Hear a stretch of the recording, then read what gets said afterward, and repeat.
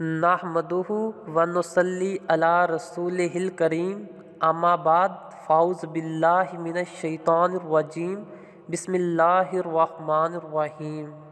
لقد کان لکم فی رسول اللہ اسوۃ حسنہ، یقیناً رسول اکرم صلی اللہ علیہ وآلہ وسلم کی زندگی تمہارے لیے بہترین نمونہ ہے۔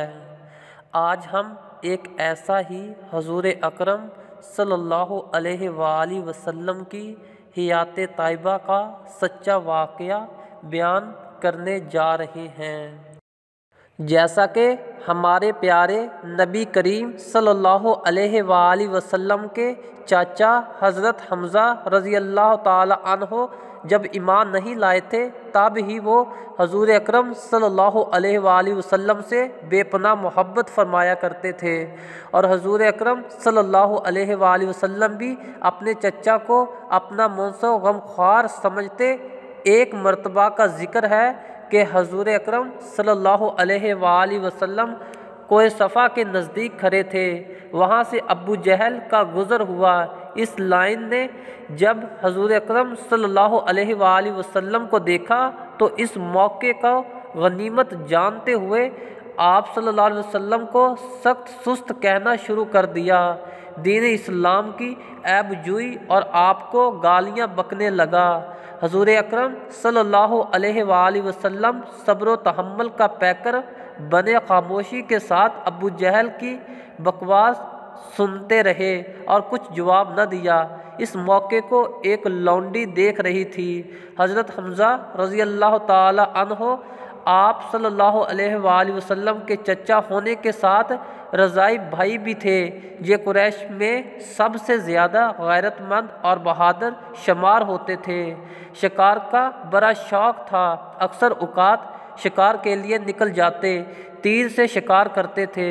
جب فارغ ہو کر واپس آتے تو سب سے پہلے خانہ کعبہ کا طواف کرتے، اس کے بعد قریش کی مجلس میں تھوڑی دیر کے لیے ٹھہر کر ان سے سلام و دعا اور گفتگو فرماتے، پھر اپنے گھر تشریف لے جاتے۔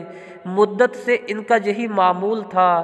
جب ابو جہل لعین نے حضور اکرم صلی اللہ علیہ وآلہ وسلم سے بد زبانی اور زیادتی کی تو اس کے تھوڑی دیر بعد حضرت حمزہ رضی اللہ تعالی عنہ کمان گلے میں لٹکائے شکار سے واپس آئے اور سیدھے خانہ کعبہ کی طرف جانے لگے۔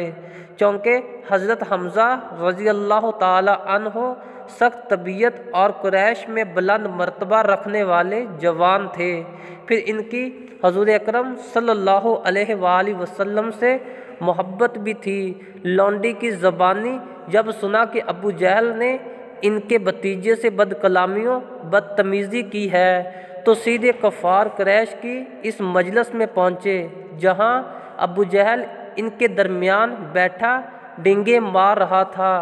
ابو جہل کو دیکھتے ہی حضرت حمزہ رضی اللہ تعالی عنہ سخت غصے کے عالم میں اس طرف بڑھے اور اپنے کندھے سے کمان اتار کر اس زور سے ابو جہل کے سر پر ماری کہ اس کے سر سے خون بہنے لگا۔ فرمایا، تو محمد صلی اللہ علیہ وآلہ وسلم کو گالیاں دیتا ہے؟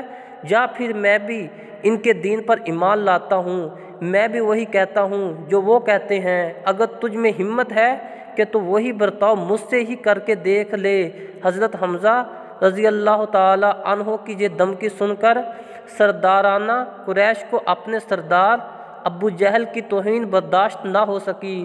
وہ سب یک بارگی حضرت امیر حمزہ پر حملہ آور ہونا چاہتے تھے کہ ابو جہل نے انہیں روک لیا۔ اس کے بعد حضرت حمزہ سیدھے حضرت سرور کائنات صلی اللہ علیہ وآلہ وسلم کی خدمت اقدس میں حاضر ہوئے اور اسلام لے آئے۔ حضرت حمزہ کے ایمان لانے پر کفار پر ایک دہشت اور رعب چھا گیا، چنانچہ آج کے بعد وہ حضور اکرم صلی اللہ علیہ وآلہ وسلم پر دست درازی کی جرأت نہ کر سکیں گے۔ گویا حضرت عمر رضی اللہ تعالی عنہ اور حمزہ رضی اللہ تعالی عنہ کا ایمان لانا اسلام کی ہیبت اور رعب و دبدبا کفار پر بڑی شان کے ساتھ چھا گیا۔ سبحان اللہ، سبحان اللہ۔